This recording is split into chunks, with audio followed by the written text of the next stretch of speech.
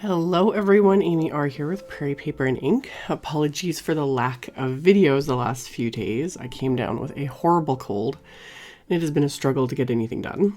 So I wanted to get back into making Halloween cards. So I pulled out the Simon Says Stamp Bwahaha stamp set that just came out with their big Stamp-tember release at the beginning of September. And I wanted to create a background for the great big haunted house image in the set. So I die cut some Bristol smooth cardstock, and I used the largest of the Honeybee scalloped A2 wafer dies because I'm kind of obsessed with this specific one because it's literally A2 size. It's huge. And I taped it to my glass mat with purple tape, taping off right outside the stitched line. Like I put the tape right on the stitch line just to mask that area off. It kind of gives it the look of an extra layer without actually having one. And then I'm going to sponge on some Distress Oxide inks. And I've mentioned this in other videos lately, how much I'm really enjoying picking up the Oxide ink on my mini ink blending tool. And then I smush it on my glass mat first. That kind of removes some of the excess ink so you don't get that immediate streak of color that happens sometimes, as well as it helps to kind of distribute it, and I can keep picking the ink up from the glass mat. I can't explain it. When you actually do it, you see it's like, oh, this total game changer. It also does help to be working with Bristol Smooth.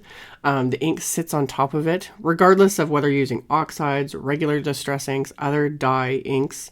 When you're using Bristol Smooth, the ink sits on top for longer, so you have a chance to move it around, but you do get a different look. This is one of those things where you kind of need to experiment with the different cardstocks you have, the different inks you have, to see the different results and the different ways that everything's going to look. So I wanted a little more of a subtle look, and I wanted the colors to really blend into each other. So that's why I did the Bristol Smooth and used my glass mat and also used the Oxide inks. And I went orange to pink to purple, and I add a little bit of black at the bottom, which is the black Soot Distress Oxide, which tends to look kind of like a grayish sort of black. It's just different, and I like it. So blended those in and kind of went back and forth with them, pulled in some of that black just along the top as well, and I would just kind of go back and forth with the blending tools to really smooth everything out, give it that, seamless look, which didn't take too long because I've also said, and it's true, I don't have the patience usually to do, perfect blending, all that kind of stuff. But with this cardstock, these inks, etc., it just kind of does its thing. So then I used my distress spray bottle, and I just take it right out of the bottle, and I just flick the nozzle to get this kind of splatter going.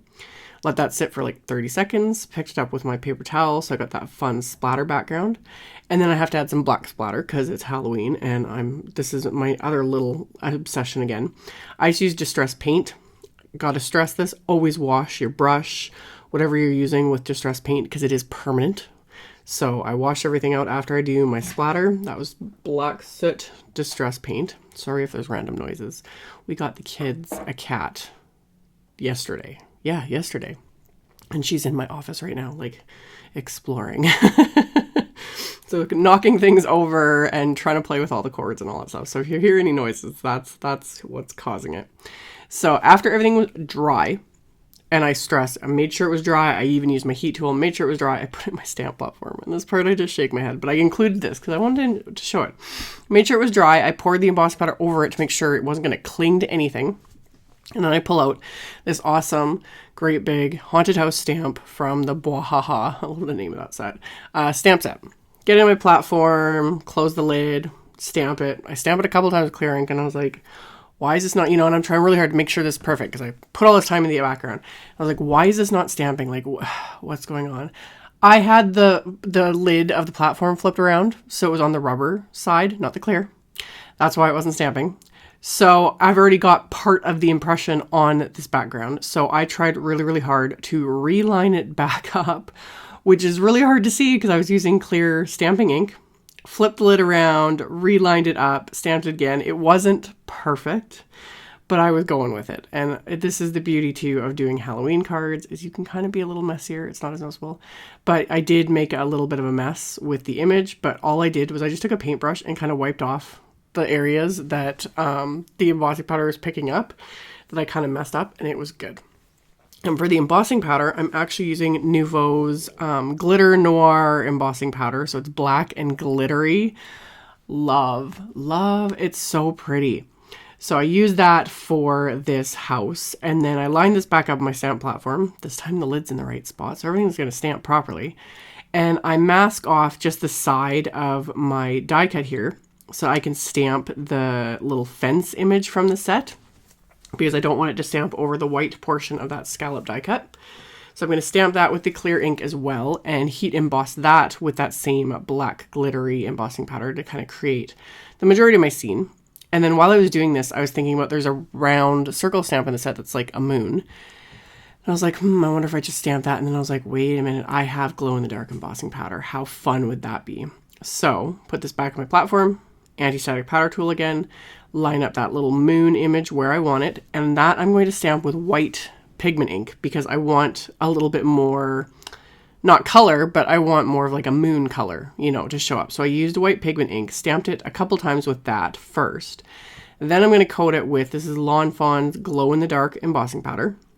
So sprinkle that over it, melt this with my heat tool, and it's just fun. I just love this. So I melted that, and then I actually lined it back up in my platform to stamp it a second time with the white pigment ink. Now I'm stamping over embossing, so it's not going to completely coat it, but I was okay with that.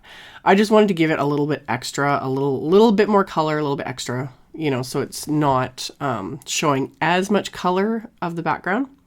So I stamped it that second time with the white pigment ink, coated it again with the embossing powder, and then melted that. And it glows. People have been asking how this one compares to the WOW glow-in-the-dark embossing powder. They're basically the same thing. So they both work amazing.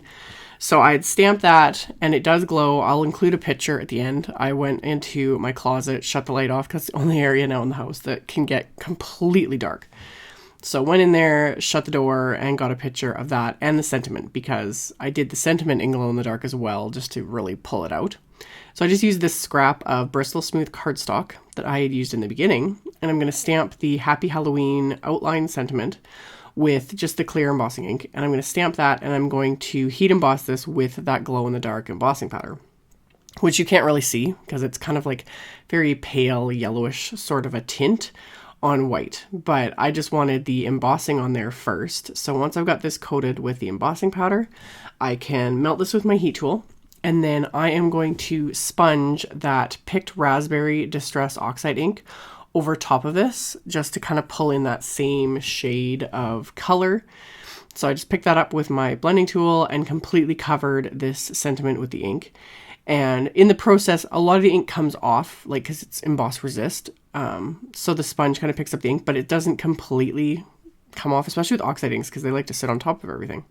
So then I just took my microfiber cloth and rubbed it against the sentiment to remove all that ink. And I die cut it with one of the Simon Says Stamp sentiment labels, wafer dies, so it's nice and straight. And then I decided to line it up. I was going to cut it completely straight and then adhere it, but then instead I decided to line it up with the background. And then I lined up that scallop die over top of it so that everything is lined up. The scallops are all in place. Then I can tape this die into place over that sentiment, run this through my die cut machine, and it now has the scallops and the stitch line die cut into it so that it lines up perfectly with the rest of this background. So just a little extra step that takes, only a couple minutes, and it gives it just a fun extra look. So got that adhered into place.